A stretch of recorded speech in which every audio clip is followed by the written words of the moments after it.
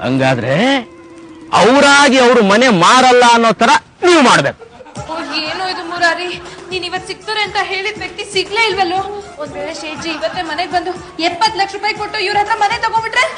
ಇಲ್ಲ ಇಲ್ಲ ಇಲ್ಲ, ಯಾವುದೇ ಕಾರಣಕ್ಕೂ ಇವ್ರ ಮನೆ ಮಾರೋದಕ್ಕೆ ನಾನು ಬಿಡೋದಿಲ್ಲ. ಅದ್ಗೆ ಈ ವಿಷಯದಲ್ಲಿ ನಿಮ್ ನಿರ್ಧಾರ ಸರಿಯಾಗಿದೆ.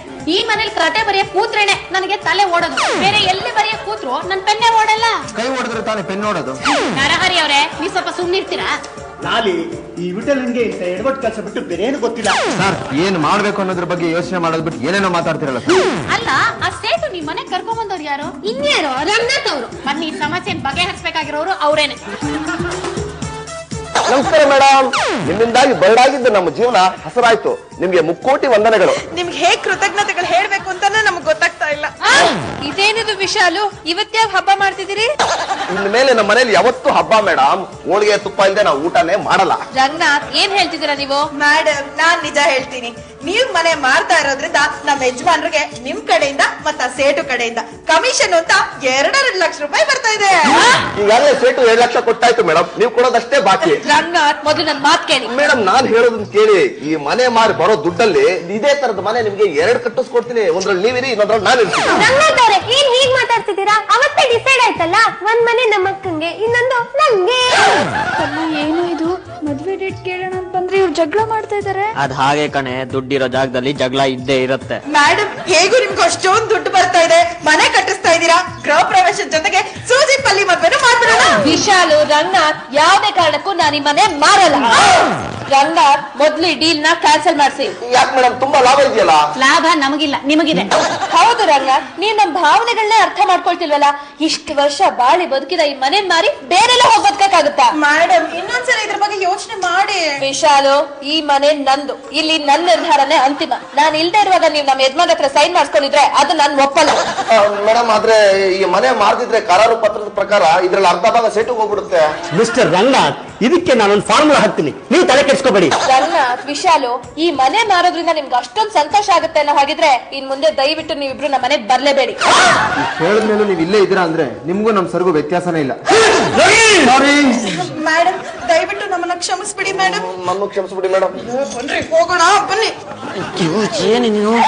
ಆಂಟಿ, ದುಡ್ಡು ಬರ್ತಿದ್ದಾಗೆ ನನ್ಗೂ ಕಲ್ಲಿಗೂ ಮದ್ವೆ ಮಾಡಿಸ್ತೀರಲ್ವಾ? ಸೋಜಿ, ನನ್ ತಲೆ ತಿನ್ಬೇಡ, ಹೋಗಿಲಿಂದ. ಏನೋ ಮನೇನು ಕಟ್ಟಿಸ್ಕೊಡ್ತೀರಾ? ಅಲ್ಲಿ ಮೊದ್ಲು ಅಲ್ಲಿಂದ ಕರ್ಕೊಂಡು ಹೋಗೋ. ಆಗ್ಲೇ ಜೊತೆ ಬುಕ್ ಮಾಡಾಯ್ತಾ? ನಾನ್ಸೆನ್ಸ್ ಹಾಕೊಳ್ಳಿ. ಮೊದ್ಲು ನಾ ಕಿವಿಗೆ ಹಾಕೊಂಡ್ಯಾ? ಅದ್ಗೆ ಈ ಮನೇನ ಮಾರಲ್ವಂತೆ. ಅಂದ್ರೆ ಈ ಜನ್ಮದಲ್ಲೇ ಮದ್ವೆ ಆಗಲ್ಲ. ದಿನೇ ದಿನೇ ಮದ್ವೆ ಚಿತ್ರದ ಬಾಡಿಗೆ ಜಾಸ್ತಿ ಆಗ್ತಾ ಇದೆ. ಬೇಕೆ, ಅದಕ್ಕೆ ನಾನೇನು ಮಾಡ್ಬೇಕು? 70 ಲಕ್ಷ ರೂಪಾಯಿ ಕೊಟ್ಟು ಮನೆ ಕೊಂಡ್ಕೊಳ್ಳಿ. ಇಲ್ಲ ಅಂತಂದ್ರೆ ನಿಮ್ ಅಂಗಡಿ ಮುಂದೆನೆ ಮನೆ ಕೊರ್ದು ನಿಮ್ಗೆ ಕುಂಟಬಿಲ್ಲ ಆಡಿಸ್ತೀನಿ.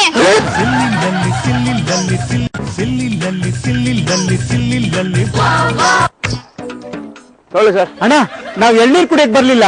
ಮೊದ್ಲು ಎಳ್ನೀರು ಕುಡಿರಿ, ಆಮೇಲೆ ಮಾತು. ಅದೇ ನಮ್ ಸಿಸ್ಟಮ್.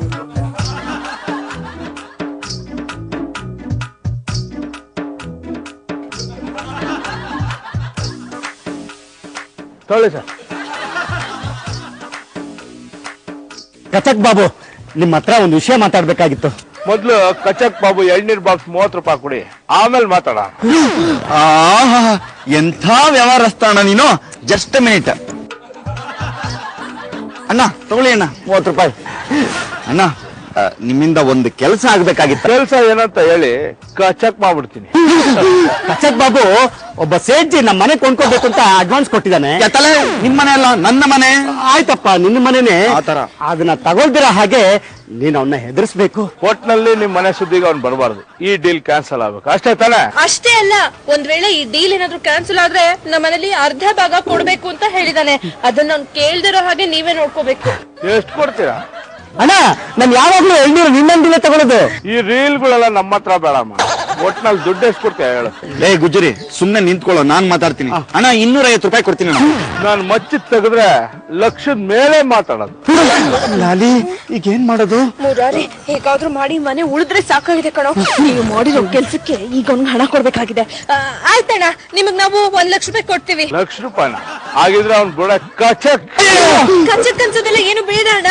ನೀವ್ ಅವನಿಗೆ ಸುಮ್ನೆ ಹೆದರಿಸಿ ಈ ಡೀಲ್ ಕ್ಯಾನ್ಸಲ್ ಮಾಡಿದ್ರೆ ಸಾಕು. ಆಯ್ತು, ಅದಕ್ಕೆ 7 ಲಕ್ಷ ಆಗುತ್ತೆ.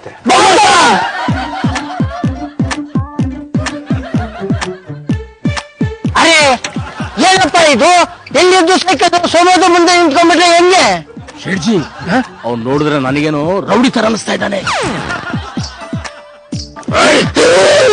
ಅರೆ ಬೈ, ಈ ಮಚ್ಚು ಯಾಕೆ? ಏನಾರು ಗೊತ್ತಾ ಬಾಬು? ಕಚ್ಚಕ್ ಬಾಬು. ಡಾಕ್ಟರ್ ವಿಠಲ್ ರಾವ್ ಮನೆ ವಿಷಯ ಮಾತಾಡಕ್ ಬಂದಿದ್ದೀನಿ. ಮೊದ್ಲು ನಿಮ್ ಕುತ್ತೆ ಕಚಕ್ ಅನ್ಸಿ, ಆಮೇಲೆ ವಿಷಯ ಮಾತಾಡ್ತೀನಿ. ಅರೆ ಬೈ, ಕುಕ್ಕೆ ಕಚಕ್ಕನ್ ಮೇಲೆ ಮಾತು ಎಲ್ಲಿಂದ ಬಂತು? ಬಾಬಣ್ಣ ಒಂದ್ ನಿಮಿಷ ನಿಮ್ ಮಚ್ಚನ. ಶಶಿ, ನಾವು ಆ ಡಾಕ್ಟರ್ ಮನೆ ತಗೋಬಾರ್ದು ಅಂತ ಯೋಚನೆ ಮಾಡಿದ್ವಲ್ಲ, ಅದನ್ನ ಕೊಂಡ್ಕೊಳ್ಳೇಬೇಕು ಅಂತ ಹೇಳೋದಕ್ಕೆ ಇವ್ನು ಬಂದು ಆವಾಜ್ ಆಗ್ತಿದ್ದಾನೆ. ಸೇಟು, ಮನೆ ವಿಷಯ ಪೈಸಲ್ ಮಾಡ್ತೀಯ ಇಲ್ಲ ನಿನ್ನೆ ಪೈಸಲ್ ಮಾಡ್ಬಿಡ್ಲಾ? ಮಾಡ್ಕೋತೀನಿ ಬೈ, ಮಾಡ್ಕೋತೀನಿ. ನಿಂದು ಹೆಸರು ಏನು? ಬಾಬು, ಕಚಕ್ ಬಾಬು. ಇನ್ನೊಂದ್ಸಾಲಿ ಕೇಳಿದ್ರೆ ನಿನ್ ತಲೆನ ಕಾಚಕ್ ಕನ್ಸ್ಬಿಡ್ತೀನಿ. ಬಾಬಣ್ಣ ಹಾಗ್ ಮಾಡ್ಬೇಡಪ್ಪ, ನನ್ಗಿರೋದು ಇವ್ರೊಬ್ರೇ ಶೇಟು. ನೋಡು ಸೇಟು, ಡಾಕ್ಟರ್ ವಿಠಲ್ ರಾವ್ ಮನೆ ವಿಷಯನ ಡೀಲ್ ಮಾಡಕ್ಕೆ ನನ್ನ ಇಲ್ಲಿ ಕಳ್ಸಿರೋದು. ಅರೆ ಬೈ, ಅವರು ನಿಂಗೆ ಎಷ್ಟು ಕೊಟ್ರು? 2 ಲಕ್ಷ. ಬರೀ 2 ಲಕ್ಷ? ನೋಡು ಬೈ, ನೀನು ಈ ಡೀಲ್ಗೆ ಬರಬೇಡ, ನಾನು 3 ಲಕ್ಷ ಕೊಡ್ತೀನಿ. 3 ಲಕ್ಷ? ಅವ್ರ ಸುದ್ದಿಗೂ ಹೋಗಲ್ಲ, ನಿಮ್ ಸುದ್ದಿಗೂ ಬರಲ್ಲ. 3 ಲಕ್ಷ ಕೊಟ್ಬಿಡಿ ಸರ್. ಅಕ್ಕ, ಕಚ್ಚಕ್ ಬಾಬು ನಿಮ್ಗೆ ಈ ತರ ಮೋಸ ಮಾಡ್ತಾನೆ ಅಂತ ನಂಗೆ ಗೊತ್ತಿರ್ಲಿಲ್ಲ. ಬೆಳ್ಳುಳ್ಳಿ ಬೆಳ್ಳುಳ್ಳಿ ಅಲ್ಲ, ಎಣ್ಣೆಮೇಲ್ ದುಡ್ಡು ಎಳ್ಳಿರ್ತಾರ ತೆಂಗಿನ ಮರದಲ್ಲಿ ಬಿಡುತ್ತೆ ಅಂತ ಅನ್ಕೊಂಡ್ಬಿಟ್ಟಿದ್ದಾನೆ. ಈ ದಲ್ಲಾಳಿಗಳು ಹೀಗೆ ಸರ್, ಏಟ್ 1 ಗುರಿ 2. ಸರಿ ಬಾ, ನಾನೊಂದು ಹೊಸ ಫಾರ್ಮುಲಾ ಹಾಕ್ತೀನಿ. ನೀವು ದಯವಿಟ್ಟು ಫಾರ್ಮುಲಾ ಮಾತ್ರ ಹಾಕ್ಬೇಡಿ. ಯಾಕೋ? ನೀವು ಹಾಕೋ ಫಾರ್ಮುಲಾ ತೋಪಾಗಿ ಅವರಿಂದ ಇವ್ರನ್ನ ಬಚಾವ್ ಮಾಡಕ್ ಹೋಗಿ ಇವ್ರು ನಿಮ್ಮನ್ ಮನೆಯಿಂದ ಆಚೆ ಹಾಕ್ಬಿಟ್ರೆ ಕಷ್ಟ. ಸಾರಿ ಡಾಕ್ಟ್ರೆ, ನೀವೇನ್ ಯೋಚನೆ ಮಾಡ್ಬೇಡಿ, ಈ ವಿಷಯದಲ್ಲಿ ನಾನ್ ನಿಮಗ್ ಸಹಾಯ ಮಾಡ್ತೀನಿ. ನಿಂತ್ಕೊಳ್ಳಿ, ಈ ಮನೆ ಯಾವಾಗ ಕೊಂಡ್ಕೊಳ್ತೀರಾ? ನೀವು ಮನೆ ಕೊಂಡ್ಕೊಳ್ಳೋದು ಲೇಟ್ ಆಯ್ತಂದ್ರೆ ನಮ್ಮಿಬ್ರು ಮದ್ವೆನೂ ಲೇಟ್ ಆಗುತ್ತೆ. ನಾನ್ಸೆನ್ಸ್, ನಮ್ಮ ಮದುವೆ ವಿಷಯ ಅವ್ರ ಹತ್ರ ಯಾಕೆ ಹೇಳ್ತಾ ಇದ್ಯಾ? ಒಳಗಡೆ ನಡೆಯೋದೇ ಬೇರೆ ವ್ಯವಹಾರ. ಅಲ್ಲಿ ನನ್ ಕಷ್ಟ ನಿನ್ಗೇನ್ ಗೊತ್ತು? ದಿನೇ ದಿನೇ ಮದ್ವೆ ಚಿತ್ರದ ಬಾಡಿಗೆ ಜಾಸ್ತಿ ಆಗ್ತಾ ಇದೆ. ಬೇಕೆ, ಅದಕ್ಕೆ ನಾನೇನು ಮಾಡ್ಬೇಕು? 70 ಲಕ್ಷ ರೂಪಾಯಿ ಕೊಟ್ಟು ಮನೆ ಕೊಂಡ್ಕೊಳ್ಳಿ, ಇಲ್ಲ ಅಂತಂದ್ರೆ ನಿಮ್ ಅಂಗಡಿ ಮುಂದೆನೆ ಮನೆ ಕೊರ್ದು ನಿಮ್ ಕುಟ್ಟ ಬಿಲಾಡಿಸ್ತೀನಿ. ಬೇಗ ಹೋಗಿ ರಿಜಿಸ್ಟರ್ ಮಾಡಿಸ್ಕೊಳ್ಳಿ. ಗಂಗಾಧರ್ ಬೈ, ಮನೆ ಡ್ರಾಪ್ ಮಾಡ್ಬಾ. ಡಾಕ್ಟರ್ ಭಯ್ಯ, ಡಾಕ್ಟರ್ ಭಯ್ಯ. ಅರೆ ಹೊಟ್ಟೆ ಸೆಟ್ಟುಜಿ, ಆವೋ ನೀವು ಆವೋ. ನೀವು ಈ ಮನೆ ಕೊಂಡ್ಕೋಬೇಕು ಅಂತ ನನಗೆ 30 ಲಕ್ಷ ರೂಪಾಯಿ ಅಡ್ವಾನ್ಸ್ ಕೊಟ್ಟಿದ್ದೀರಾ? ಅರೆ ಡಾಕ್ಟರ್ ಭಯ್ಯ, ನಾನು ಅದೇ ವಿಷಯ ಮಾತಾಡ್ಬೇಕು ಅಂತ ಬಂದಿದ್ದು. ನಿನ್ನೆ ಯಾರೋ ಮುಚ್ಚಿಡ್ಕೊಂಡು ಬಂದ್ಬಿಟ್ಟಿದ್ದ. ಅಲ್ಲ, ಸುಮ್ಮನೆ ಅವರು ಇವ್ರ ಜೊತೆ ಯಾಕೆ ಕಳಿಸ್ತೀರಾ?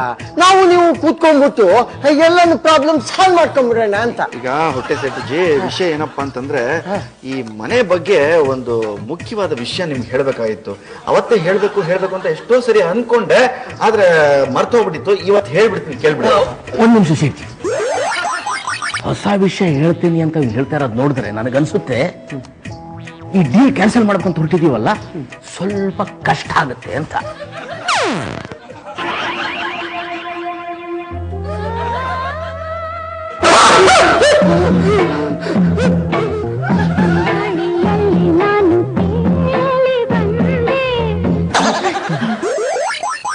ಗಾಬರಿ ಆಗ್ಬಿಡಿ ಸೆಟ್ಟು. ಅಲ್ಲ ಭಯ್ಯ, ಈ ಮನೆಗೆ ದೆವ್ವಾಗೆ ಇದ್ದಾರೆ. ಆ ವಿಷಯ ಬಿಟ್ಟಾಕಿ, ಬನ್ನಿ ಕೂತ್ಕೊಳ್ಳಿ, ಮಾತಾಡೋಣ. ಏನ್ ಡಾಕ್ಟ್ರೆ, ಮನೆಯಲ್ಲಿ ದೆವ್ವ ಇಟ್ಕೊಂಡು ಇಷ್ಟೊಂದು ಸಲೀಸ ಮಾತಾಡ್ತೀರಾ? ನೋಡಿ, ಅವಳು ದೆವ್ವನೇ ಇರ್ಬೋದು, ಆದ್ರೆ ಅವಳು ನನ್ನ ಮೊದಲನೇ ಹೆಂಡತಿ. ಸೇಟುಜಿ, ಗಾಬರಿ ಆಗ್ಬೇಡಿ. ಅದು 3 ವರ್ಷದ ಹಿಂದೆ ಹನಿಮೂನ್ಗೆ ಅಂತ ಹೋಗಿದ್ವಿ. ಮಧ್ಯ ಮಲಗಿದ್ದಾಗ ಎದ್ದು ವಾಕಿಂಗ್ ಅಂತ ಹೋಗ್ಬಿಟ್ಟಿದೀನಿ. ಪಾಪ ಅವಳು ನಾನು ಪಕ್ಕದಲ್ಲೇ ಇದ್ದೀನಿ ಅಂತ ಸರ್ಕೊಂಡಿದ್ದಾಳೆ. ಮಂಚದ ಮೇಲಿಂದ ಬಿದ್ಬಿಟ್ಟು ಸತ್ತೋಗ್ಬಿಟ್ಲು. ಹೇಳ್ತೀರಾ ಆ ದುಃಖನ? ಇರ್ಲಿ ಬಿಡಿ. ಪಾಪ ಅಮಾವಾಸ್ಯೆಗೋ ಪೌರ್ಣಮಿಗೋ ಬಂದು ನನ್ನ ಜೊತೆ ಸ್ವಲ್ಪ ಹೊತ್ತು ಕಾಲ ಕಳೆದು ಕಷ್ಟ ಸುಖ ಮಾತಾಡ್ಕೊಂಡು ಹೊರಟ್ಬಿಡ್ತಾರೆ. ಈ ಹೊಸೊಬ್ರನ್ನ ಕಂಡ್ಬಿಟ್ರೆ 3 ಲೀಟರ್ ರಕ್ತ ಕೊಡ್ಬಿಡ್ತಾರೆ. ರಕ್ತಗೆ ಕುಡಿತಾರೆ? ಹೌದು, ಅವುಗಳಿಗೆ ಒಂಥರ ಕೂಲ್ ಡ್ರಿಂಕ್ಸ್ ಇದ್ದ ಹಾಗೆ. ನಾನು ಬರ್ತೀವಿ. ಅಯ್ಯೋ, ಒಂದ್ ನಿಮಿಷ ಇರಿ. ಹಾಗೆ ಆದಷ್ಟು ಬೇಗ ಈ ಮನೆ ತಗೊಳ್ಳೋ ನಿರ್ಧಾರ ಮಾಡ್ಬಿಡಿ. ಅರೆ ಭಯ್ಯ, ಆದಷ್ಟು ಬೇಗ ನಿರ್ಧಾರ ಮಾಡ್ತಾರೆ. ಗಂಗಾಧರ್, ನಡೀರಿ ಹೋಗೋಣ. ಒಂದ್ ನಿಮಿಷ ಲೇ, ಹೊರಟು ಟಾಟಾ ಮಾಡ. ಲೈಟ್ಸ್ ಬರೀನಿ. ಡಾಕ್ಟ್ರೆ, ಅವ್ರ ಮುಂದೆ ನೀವು ನನ್ನ ಹೆಂಡತಿ ಅಂದ್ರಲ್ಲ, ನಂಗೆ ಎಷ್ಟು ಸಂತೋಷ ಆಯ್ತು ಗೊತ್ತಾ? ಬಂದು ಬಿಟ್ಟಳ. ಲಲಿತಾಂಬ ಅವ್ರೆ, ನೀವು ನಮ್ಮ ಪಾರ್ಟಿಯವರಾಗಿ ಯಾಕೆ ಇಷ್ಟು ಟೆನ್ಷನ್ ಮಾಡ್ಕೋತೀರಾ? ನಾನು ನಿಮ್ಗೆ ಸಹಾಯ ಮಾಡ್ತೀನಿ. ಅಲ್ಲಿ ನೋಡಿ ಆ ಸೇಟ್ ಬಂದೇ ಬಿಟ್ಟ.